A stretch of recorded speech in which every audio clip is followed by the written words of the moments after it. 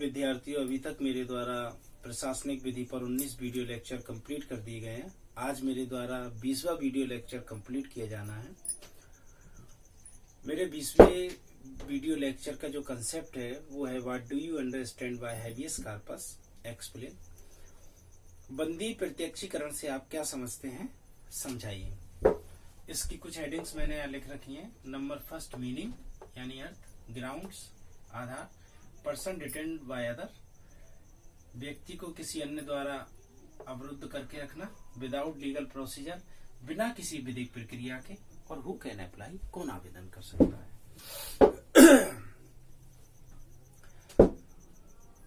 Meaning, विद्यार्थियों, मुझे नहीं लगता है कि अब मुझे आपको रिट्स यानी लेख के बारे में समझाना आवश्यक है, क्योंकि अभी तक मैंने 3 वीडियो लेक्चर इससे पहले एक प्रोविजन, सर्सियोरारी, मैंडामस, इन तीनों पर मैंने 3 वीडियो लेक्चर बनाकर अपलोड कर दिए हैं जो कि रिट से ही संबंधित हैं। और मैंने बार बार उसमें इस बात पर ध्यान दिया है कि आपको ये समझ में आना चाहिए कि रिट किसे कहते हैं।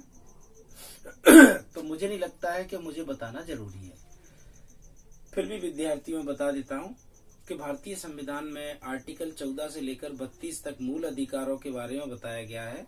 और जब कभी किसी व्यक्ति के मूल अधिकारों का हनन होता है तो ऐसे हनन होने पर व्यतीत पक्षकार या उसकी ओर से कोई अन्य व्यक्ति उच्च न्यायालय या सर्वोच्च न्यायालय में जाकर एक लेख याचिका लगा सकता है।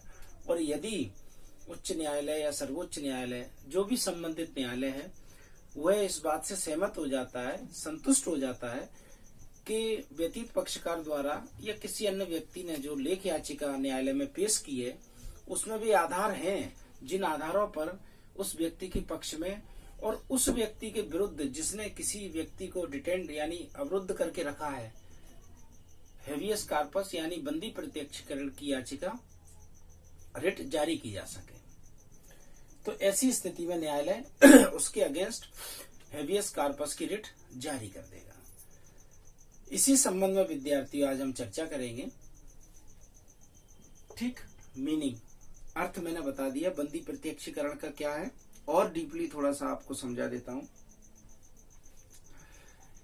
कि जब किसी व्यक्ति को किसी अन्य व्यक्ति, अधिकारी, लोक प्राधिकारी, सरकारी सेवक या किसी ने भी, जब किसी व्यक्ति को किसी अन्य व्यक्ति, संस्था, निकाय, समुदाय, समाज इत्यादि ने बिना किसी विधिक कारण के बंधक बना के रखा है, गिरफ्तार करके रखा है या कमरे में बंद करके रखा है, तो इसे हम कहेंगे कि उस व्यक्ति को बंदी बनाकर रखा है। बंदी बनाने से तात्पर्य विद्यार्थियों ये कतई नहीं है कि किसी व्यक्ति को बांध कर रखना।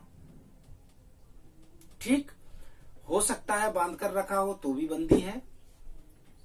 मान लीजिए 4 लोग आपके चारों ओर खड़े हो जाते हैं और ये कहते हैं कि आप किसी भी दिशा में नहीं जाएंगे। आपको बांधा नहीं है, मारा नहीं है, पीटा नहीं है, गन पॉइंट पर लिए हुए हैं आपको, लेकिन आप कहीं नहीं जा पा रहे, तो क्या कहेंगे, आप बंदी हो गए। मान लीजिए आपको कुछ लोग ले गए और एक बढ़िया शानदार होटल के कमरे में छोड़ दिया, वहां आपको खाना दिया जा रहा है, पानी दिया जा रहा है, कपड़े, सारी सुविधाएं दी जा रही हैं, लेकिन जाने नहीं दे रहे हैं। तो इसका क्या मतलब है?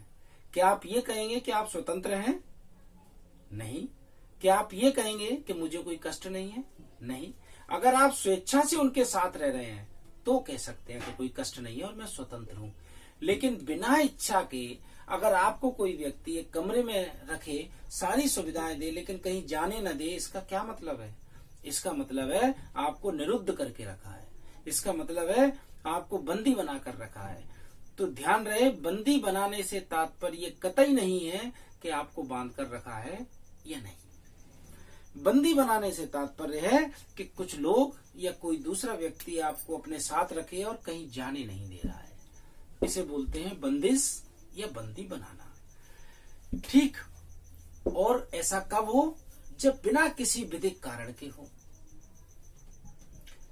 बंदी तो वो भी लोग हैं जो लोग किसी को छुरा घोंपते हैं, किसी के घर चोरी करते हैं, किसी की हत्या करते हैं, किसी का सामान लूटते हैं, जब कोई व्यक्ति इनमें से कोई एक कार्य या अधिक कार्य करते हैं तो उसे हम चोर, डकैत, लुटेरा इत्यादि नामों से परिभाषित करते हैं।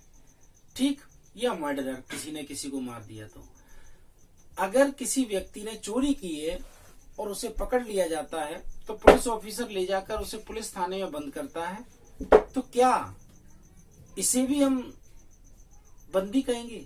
बिल्कुल बंदी है, लेकिन it is according to legal process, विधिक प्रक्रिया के तहत उसको बंद किया है।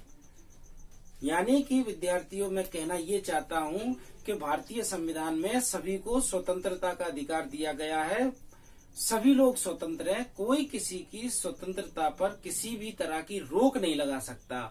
लेकिन इसका मतलब यह नहीं है कि आप कोई ऐसे कार्य करें जो विधि की जानकारी में या विधि के प्रावधानों के तहत अपराध हो।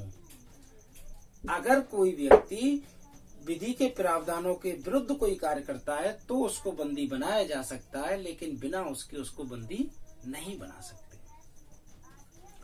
I mean to say, when a person done any act according to law, I mean to say defeated to provision related to law, जब कोई व्यक्ति कोई ऐसा कार्य करता है जो कार्य किसी विधि में दंड को परिभाषित करता है, तो ऐसी स्थिति में उस व्यक्ति को परिरुद्ध, निरुद्ध या बंदी बनाया जा सकता है। इसके अलावा बिना किसी अवैध कार्य के, बिना किसी ऐसे कृत्य के जो दंडित करने के संबंध में हो, उसे परिरुद्ध, निरुद्ध या गिरफ्तार नहीं किया जा सकता। उसी के संबंध में आज हम चर्चा कर रहे हैं। ठीक, अब मान लीजिए किसी व्यक्ति को बिना किसी विधिक कारण के गिरफ्तार कर लिया। ठीक, तो क्या होगा उसके खिलाफ? तो उसके खिलाफ दो ग्राउंड हमें देखना जरूरी है। अगर ये दो ग्राउंड होते हैं तो न्यायालय अपना काम करेगा। Number 1, person detained by other. अगर किसी व्यक्ति को किसी ने गिरफ्तार किया है, एक विदाउट लीगल प्रोसीजर गिरफ्तार किया, बड़ी बात नहीं थी, पुलिस अधिकारी चोर को गिरफ्तार करता है, लेकिन विदाउट लीगल प्रोसीजर, अगर बिना विधिक कार्रवाई के, बिना विधिक रीजनेबल ग्राउंड के गिरफ्तार किया है तो ये गलत है। पुलिस अधिकारी किसी को गिरफ्तार करता है, बात सच है, और गिरफ्तार करने के पीछे कोई लॉ है, ये भी बात सच है। अब यहाँ एक व्यक्ति को दूसरे ने गिरफ्तार किया है, बंद करके रखा है बिना किसी विधिक कारण के, तो ऐसी स्थिति में वह व्यक्ति जिसको बंद करके रखा गया है, ठीक, या कोई अन्य व्यक्ति आवेदन कर सकता है। मैंने यहां लिखा है हु कैन अप्लाई। तो वह व्यक्ति, जिस व्यक्ति को बिना किसी कारण के किसी व्यक्ति, संस्था, निकाय, विभाग, समाज, समुदाय आदि ने बंद करके रखा है, निरुद्ध करके रखा है, तो वह व्यक्ति स्वयं हेवियस कॉर्पस की रिट के लिए रिट याचिका यानी रिट पिटीशन लगा सकता है, या उसकी ओर से कोई स्ट्रेंजर यानी कोई ऐसा व्यक्ति जो अपरिचित है, किसी को नहीं जानता है, बस उसको ये जानकारी है कि कुछ लोगों ने एक व्यक्ति को बिना किसी लीगल रीजन के बंद करके रखा है, तो वो स्ट्रेंजर भी याचिका लगा सकता है, या उसके परिवार के सदस्य, या उसकी ओर से उसका वकील, यानी anything else submit a writ petition related to habeas corpus. बंदी प्रत्यक्षीकरण से संबंधित याचिका कोई भी व्यक्ति न्यायालय में लगा सकता है, उस पर कार्रवाई होगी। पर ये ध्यान रहे, अगर कोर्ट संतुष्ट होता है तो, अगर कोर्ट सेटिस्फाई होता है तो। अब पता पड़ा कि एक व्यक्ति ने चोरी की, पुलिस अधिकारी ने बंद कर दिया और परिवार के लोग पहुंच गए हेवियस कॉर्पस लेकर, तो क्या हेवियस कॉर्पस की रिट जारी होगी? नहीं। चोरी करोगे तो दंडित तो होगी, बंद तो होगी।